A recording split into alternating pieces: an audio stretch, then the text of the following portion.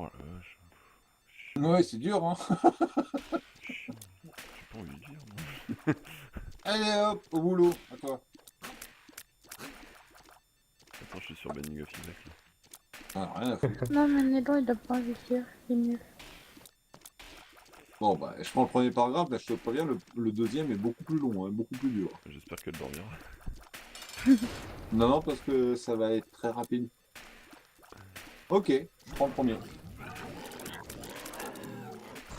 Il est des gens de qui l'esprit guindé, sous un front jamais déridé, ne souffre, n'approuve et n'exprime que le pompeux et le sublime. Au moins, j'ose poser en fait, qu'en de certains moments, l'esprit le plus parfait peut aimer sans rougir jusqu'aux marionnettes. Et il est des temps et des lieux où le grave et le sérieux ne valent pas d'agréables semblables. Pourquoi faut-il s'émerveiller que la raison la mieux sensée, lasse souvent de trop veiller, par les contes d'ogres et de fées, ingénieusement bercés, prennent plaisir à sommeiller. User Sans joined your crainte channel. donc qu'on me condamne de mal employer mon loisir, je vais, pour contenter votre juste désir, vous conter tout au long de l'histoire de Codan.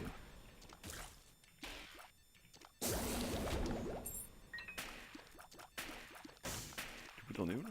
C'est à moi? Ah bah oui, c'est à toi, oui, oui, oui. Il faudra peut-être te réveiller, là. Isaac, la pipi, caca, tout, il faudra peut-être arrêter un peu. Il était une fois un roi, le plus grand qui fût sur la terre, aimable en paix, terrible en guerre, seul enfin comparable à soi.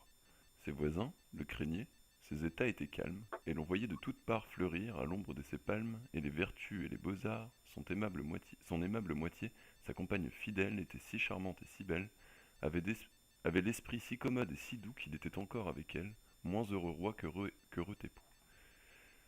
De leur tendre et chaste hyménée, pleine de douceur et d'agrément, avec tant de vertu, une fille était née, qu'il se consolait aisément de n'avoir pas de plus ample lignée. Dans son vaste et riche palais, ce n'était que magnificence. Partout y fourmillait une vive abondance de courtisans et de valets. Il avait dans son écurie grands et petits chevaux de toutes les façons, couverts de beaux carapaçons roides d'or et de broderies. Mais ce qui surprenait tout le monde en entrant, c'est qu'au lieu le plus apparent, un maître âne étalait ses deux grandes oreilles. Cette injustice vous surprend. Mais lorsque vous saurez les vertus non pareilles, vous ne trouverez pas que l'honneur fût trop grand. Tel est si net le format la nature. Putain quoi? Tel est si net le format la nature qu'il ne faisait jamais d'ordure, mais bien beaux écus au soleil, et louis de toute manière, qu'on allait recueillir sur la blonde litière tous les matins à son éveil. Or le ciel, qui parfois se lasse de rendre les hommes contents, qui toujours à ses biens mêle quelques disgrâces, ainsi que la pluie au beau temps, permit qu'une âpre maladie tout à coup de la reine attaqua les beaux jours. Partout on cherche du secours. Mais ni la faculté qui les Grecs étudient, ni les charlatans ayant cours, ne purent tous ensemble arrêter l'incendie que la fièvre allumait en s'augmentant toujours.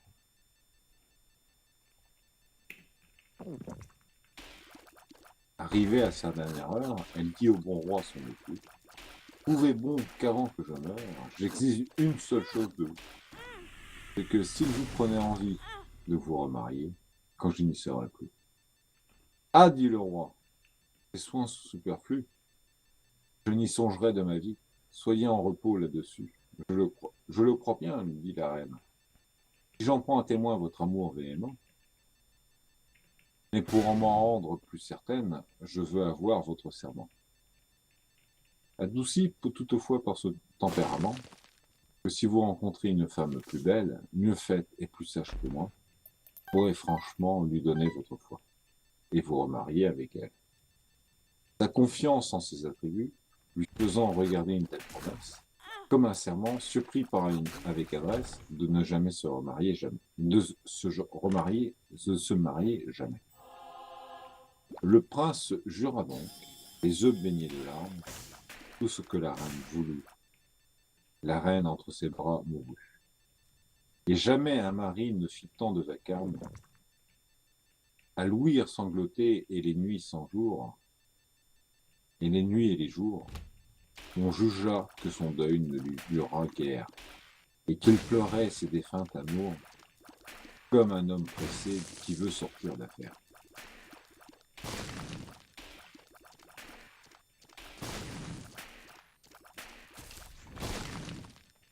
Ah, pardon. On ne se trompe point. Au bout de quelques mois, il voulut procéder à faire un nouveau choix. Ce n'était pas chose aisée, il fallait garder son serment et que la nouvelle épousée eût plus d'attrait et d'agrément que celle qu'on venait de mettre au monument.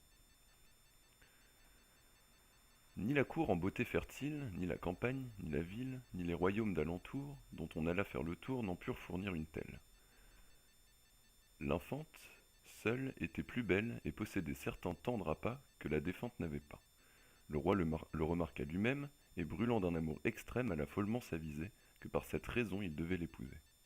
Il trouva même un casuiste, qui jugea que le cas se pouvait proposer. Mais la jeune princesse, triste d'ouïr parler d'un tel amour, se lamentait et pleurait nuit et jour. De mille De mille, chagrins, pardon. de mille chagrins, l'âme pleine, elle alla trouver sa marraine. Loin dans une grotte à l'écart, de nacre et de corail richement étoffés. C'était une admirable fée, qui n'eut jamais de pareil en son art. Il n'est pas besoin de qu'on vous dise que c'était une fée en ces bienheureux temps, car je suis sûr que votre mie vous l'aura dit dès ses plus jeunes ans. Je sais, dit-elle, en voyant la princesse, ce qui vous fait venir ici. Je sais de votre cœur la plus profonde tristesse. Mais avec moi, n'ayez plus de soucis. Il n'est rien qui vous puisse nuire, pourvu qu'à mes conseils vous vous laissiez conduire. Votre père, il est vrai, voudrait vous épouser. Écouter sa folle demande serait une faute bien grande, mais sans la contredire, on le peut refuser. Dites-lui qu'il faut qu'il vous donne, pour rendre vos désirs contents. Avant qu'à son amour votre cœur s'abandonne, une robe qui soit de la couleur du temps. Malgré son pouvoir et toute sa richesse, quoique le ciel vous en tout favorise ses vœux, il ne pourra jamais accomplir sa promesse. Aussitôt, la jeune princesse l'alla dire en tremblant à son père amoureux qui dans le moment fit entendre aux tailleurs les plus importants que s'il ne lui faisait, sans trop le faire attendre, une robe qui fût de la couleur du temps, il pouvait s'assurer qu'il les ferait tous pendre. Le second jour ne luisait pas encore qu'on apporta la robe désirée. Le plus beau bleu de l'Empyrée n'est pas, lorsqu'il est ceint d'un gros nuage d'or, d'une couleur plus azurée. De joie et de douleur, l'enfant pénétré ne sait que dire ni comment se dérober à son engagement. Princesse, demandez-en une, lui dit sa marraine tout bas, qui plus brillante et moins commune. Soit de la couleur de la lune. Il ne vous la donnera pas. À peine la princesse en eut fait la demande que le roi dit à son brodeur que l'astre de la nuit n'est pas plus de splendeur, et que dans 4 jours sans faute on me la rende. Le riche habillement fut fait au jour marqué, tel que le roi s'en était expliqué. Dans les lieux où la nuit a déployé ses voiles, la lune est moins pompeuse en sa robe d'argent, lors même qu'en milieu de son cours diligent, la plus vive clarté fait pâlir les étoiles. La princesse, admirant ce merveilleux ami, était à consentir presque délibérée, mais par sa marraine inspirée, au prince amoureux, elle dit, je serais contente que je n'ai une robe encore plus brillante, et de la couleur du soleil. Le prince qu'il aimait d'un amour sans pareil, devenir aussitôt un riche lapidaire, et lui commanda de la faire. Un superbe tissu d'or et de diamants, disant que s'il manquait à bien la satisfaire, ferait mourir au milieu des tourments. Le prince fut exempt de s'en donner la peine, car l'ouvrier industrieux, avant la fin de la semaine, fit apporter l'ouvrage précieux, si beau, si vif, si radieux, que le blond amant de Climène, lorsque sur la voûte des cieux, dans son char d'or, il se promène, d'un plus brillant éclat n'éblouit pas les yeux. L'infante que ces deux achèvent de confondre, à son père, à son roi, ne sait plus quoi répondre. Sa marraine, aussitôt, la prenant par la main, « Il ne faut pas, lui dit-elle à l'oreille, demeurer en si beau chemin. Est-ce une si grande merveille que tous ces dons que vous en recevez, tant qu'il aura l'âne que vous savez, si d'écus d'or sans cesse emplit sa bourse, demandez-lui la peau de ce rare animal. Comme il est de toute sa ressource, vous ne n'obtiendrez pas où je raisonne mal. Cette fée était bien savante, et cependant elle ignorait encore que l'amour violent pour... C'est ça l'amour violent? Viole pourvu qu'on le contente. Non, viole. Elle ignorait encore que l'amour viole pourvu qu'on le contente. Compte pour rien l'argent et l'or. La peau fut galamment aussitôt accordée que l'infante lui demandait. Cette peau, quand on l'apporta, terriblement l'épouvanta, et la fille de son sort amèrement se plaindre. Sa marraine survint et lui représenta que quand on fait le bien, on ne doit jamais craindre.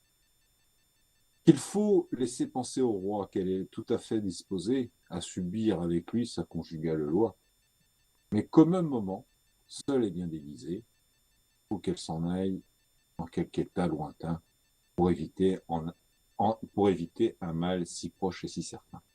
Voici, poursuivit-elle, une grande cassette où nous mettrons tous vos habits, votre miroir, votre toilette, vos diamants et vos rubis. Je vous donne encore ma baguette. En la tenant en votre main, la La cassette, casse, ouais, la cassette suivra votre même chemin, toujours sous la terre cachée. Et lorsque vous voudrez l'ouvrir, à peine mon bâton la terre l'aura touchée, qu'aussitôt à vos yeux elle viendra s'offrir. Pour vous rendre méconnaissable, la dépouille de l'âne est un masque admirable. Cachez-vous bien dans cette peau, on ne croira jamais, tant elle est effroyable, qu'elle renferme rien de beau. la princesse, ainsi travestie, de chez la sage fée à peine fut sortie. Pendant la fraîcheur du matin, que le prince qui, pour la fête, de son heureux hymen s'apprête, apprend, tout effrayé, son funeste destin.